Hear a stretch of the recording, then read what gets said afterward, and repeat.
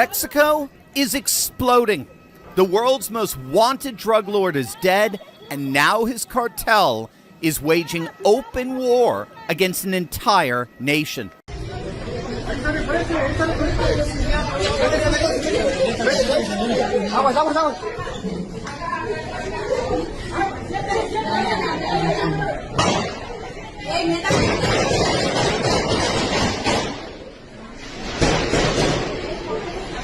Airports stormed, military bases bombed, tourists fleeing for their lives.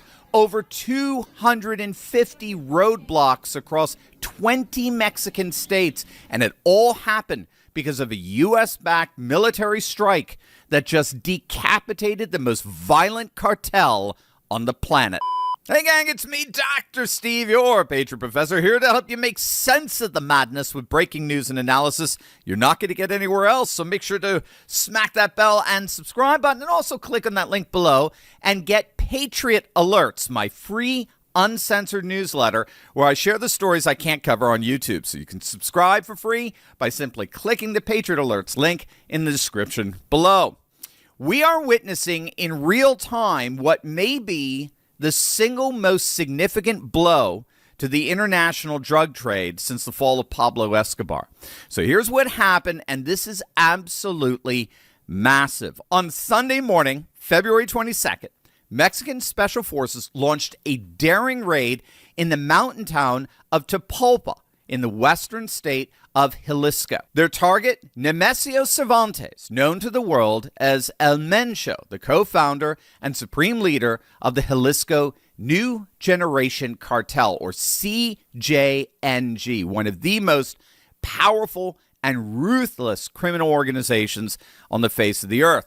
El Mencho was the most wanted man in Mexico. The U.S. government had a $15 million bounty on his head. The DEA considered him the top international drug trafficker in the world, the kingpin behind a global fentanyl and cocaine empire operating in nearly all 50 U.S. states.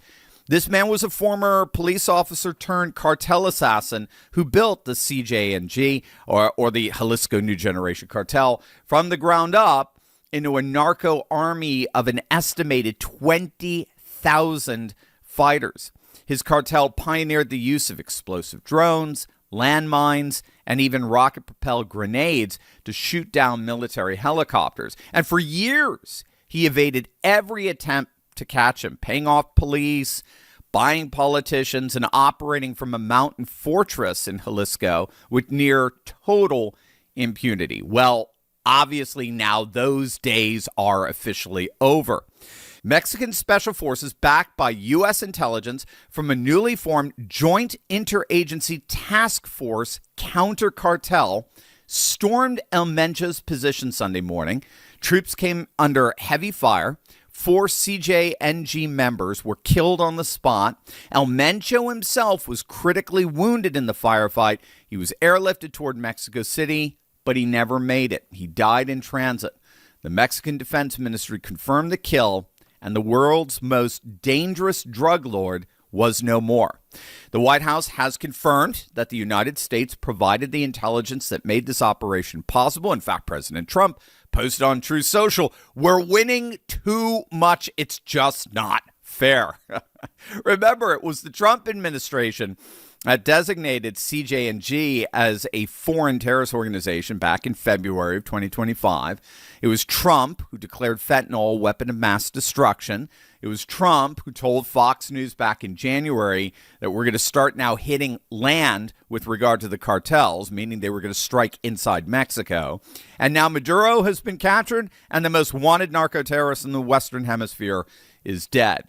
But here's where the story takes a terrifying turn. These are not scenes of Mexico's special forces.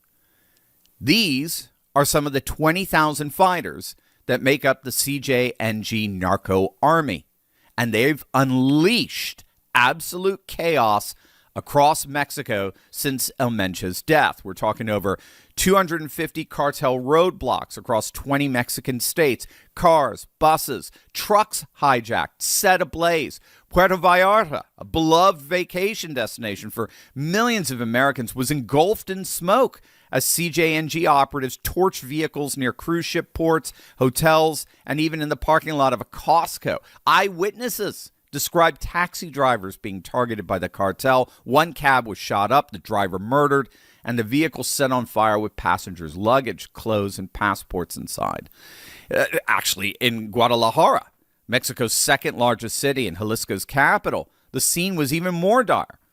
The city became a ghost town. Gunmen stormed the Guadalajara International Airport. Footage showed passengers sprinting through terminals as gunfire erupted near the entrances. Pilots reported CJNG fighters on the tarmac. Flights were canceled across the board. Southwest, Alaska, Delta, Air Canada, United, all grounded. And it didn't stop there. The cartels began bombing military sites. In Guanajuato alone, authorities recorded more than 70 attacks across 23 municipalities. Armed gunmen set structures on fire, they blocked highways, and opened fire on civilians, police, and military personnel alike. Authorities in Jalisco and Guanajuato reported at least 14 dead, including 7 National Guard troops. The U.S. State Department issued shelter-in-place orders for Americans in Mexico. Schools were shut down. Even the nation of Guatemala reinforced security on their border with Mexico. One eyewitness described seeing execution-style murders on his way to the Puerto Vallarta airport. I mean, you have to let this sink in. This is not Syria. This is not Libya. This is Mexico, right on our southern border. And as we're about to see, that is precisely why Trump and the Mexican government are indeed together, stepping up like never before. Now, did you know that Alzheimer's isn't waiting for old age anymore? It's spreading, it's accelerating, and it's showing up decades earlier. Early onset dementia and Alzheimer's are on the rise. Reports show a 373% increase in diagnoses among 30 to 44-year-olds and a 311% increase in 45 to 54-year-olds in the United States in recent years. But when doctors attempt to treat these brain diseases, they often focus on medicating the brain itself, addressing symptoms like Band-Aid rather than solving the root cause. Alzheimer's disease is driven by chronic inflammation and oxidative stress, which damages brain cells and triggers the buildup of toxic proteins. Now, these same destructive processes fuel neurodegeneration, cognitive decline, and even increase cancer risk, yet they're rarely the primary target of treatment. The root cause of many brain disorders is found in the gut microbiome. Groundbreaking research now links gut bacteria directly to Alzheimer's disease and shows that what we consume plays a defining role in not just cognitive but overall health as well. Numerous studies suggest that the number one thing you can do to combat these chronic diseases is to consume kimchi. There's so many bioactive compounds in kimchi that have been found to improve cognitive and memory function by targeting amyloid beta. That's the main sign of Alzheimer's disease that forms those sticky plaques in the brain. Notably, these same protective mechanisms are linked to reduce cancer risk with kimchi's ability to suppress carcinogen activating enzymes. So that's why Brightcore created Kimchi One. It delivers all the benefits of real kimchi in convenient capsules. No taste, no smell, and no GMO. 100% made right here in the United States. Today you can get an exclusive offer by clicking the link below for 25% off your entire order, or for the best deal available, call my friends at Brightcore for up to 50% off plus free shipping. You'll love them. Call them now at 888-597-0233. That's 888-597-0233. Call them right now. Now, here's what makes this moment so historically significant. I really want you to grasp this. Under cooperation between the Trump administration and Mexican President Claudia Sheinbaum, Mexico has extradited 92 high-level cartel leaders and gang members to the United States to face justice. Make no mistake, that would never, ever have happened unless we had legally and officially designated these cartels international terrorists. It would never have happened under Obama. It would certainly never have happened under Sleepy Joe, not even under Bush, never, not until now. And this new Joint Interagency Task Force Counter Cartel, quietly launched late last year, it's an absolute game changer. The U.S. military-led task force was specifically designed to map out the networks of cartel members operating on both sides of the border.